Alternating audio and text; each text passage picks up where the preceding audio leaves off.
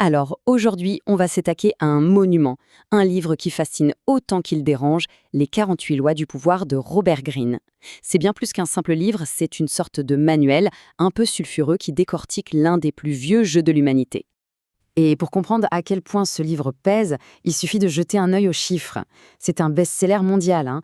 Plus d'1 200 000 exemplaires vendus rien qu'aux États-Unis. C'est juste énorme. Ça vous donne une idée de l'impact du phénomène. Mais ce qui est vraiment fascinant avec ce livre, c'est son double visage. D'un côté, c'est un best-seller, il est même étudié dans certaines universités, et de l'autre, il est hyper critiqué, on le trouve cynique, amoral, et c'est justement cette tension, ce paradoxe, qui le rend si captivant à explorer. Bon, alors, de quoi ça parle au fond? Quelle est l'idée maîtresse? Eh bien, pour Robert Greene, c'est simple. Le pouvoir, c'est un jeu qui se joue tout le temps, partout. Et le truc, c'est qu'on ne peut pas choisir de ne pas y jouer. On est dedans, qu'on le veuille ou non. L'argument de Greene, il est assez simple, mais il pique un peu.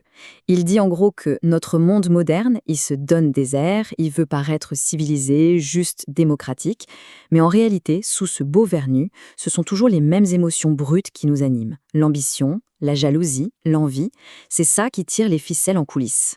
Et dans ce jeu-là, être naïf, c'est la pire chose qui puisse arriver. Le livre est très clair là-dessus. Pour s'en sortir et surtout pour espérer gagner, il faut absolument comprendre et maîtriser les règles cachées du pouvoir. D'accord, mais alors c'est quoi la stratégie? Comment on fait? L'idée, c'est de maîtriser l'art de la manipulation, mais en finesse. Il faut savoir respecter les apparences, jouer le jeu social, tout en apprenant à influencer les gens subtilement. C'est vraiment ça l'image de la main de fer dans un gant de velours. Mais attention, hein, ces lois, elles ne sortent pas d'un chapeau. Ce n'est pas juste une théorie moderne. Non, non, c'est carrément une masterclass qui s'appuie sur, tenez-vous bien, 3000 ans d'histoire humaine. Et l'étendue historique est juste vertigineuse. Les exemples qui illustrent ces lois, ils viennent de partout. On voyage sur 3000 ans, on passe de la Chine antique à l'Italie de la Renaissance, c'est un tour du monde et du temps. Et pour illustrer tout ça, on croise des personnages hauts en couleur, vraiment fascinants. Des grands stratèges, des hommes d'État, des artistes, même des séducteurs. Le livre décortique leurs réussites, mais aussi leurs échecs cuisants, pour en extraire des leçons sur le pouvoir qui, elles, ne vieillissent pas.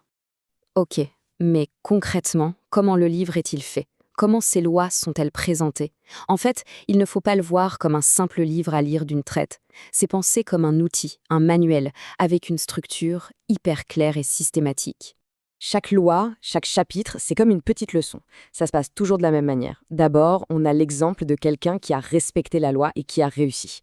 Ensuite, à l'inverse, on voit quelqu'un qui l'a transgressé et qui a fini par tout perdre. Après ça, l'auteur analyse le tout et il va même jusqu'à explorer ce qu'il se passe si on décide de faire l'opposé de la loi. Et ce n'est pas tout. La petite touche de génie, c'est qu'à la fin de chaque chapitre, il y a une image, un symbole très fort qui résume toute l'idée de la loi. C'est une technique super maligne pour que la leçon s'ancre bien dans la mémoire. Au final, à quoi sert ce livre? Quel est son but? Eh bien, il nous met face à un choix vraiment fondamental sur notre façon de voir et d'interagir avec le monde. En gros, le livre peut être utilisé de deux manières. La première, c'est la voie offensive. On apprend les règles pour jouer le jeu et gagner en influence. La deuxième, et elle est tout aussi importante, c'est la voie défensive. On apprend à déceler les manipulations des autres pour s'en protéger, pour ne plus être le pion de quelqu'un d'autre. Pour Robert Greene, la conclusion est claire. Vu que ce jeu du pouvoir est partout et qu'on ne peut pas y échapper, faire comme s'il n'existait pas, c'est juste suicidaire. Il faut donc faire un choix. Et comme le dit le livre, au fond, il vaut mieux être un artiste qu'un négateur qui se voile la face. Et ça nous ramène à la grande question que pose ce livre. Une question pour chacun d'entre nous. Dans ce grand jeu inévitable du pouvoir, quel rôle veut-on jouer? Celui de l'artiste qui apprend les règles ou celui du négateur qui refuse de voir la réalité? C'est une question qui mérite réflexion.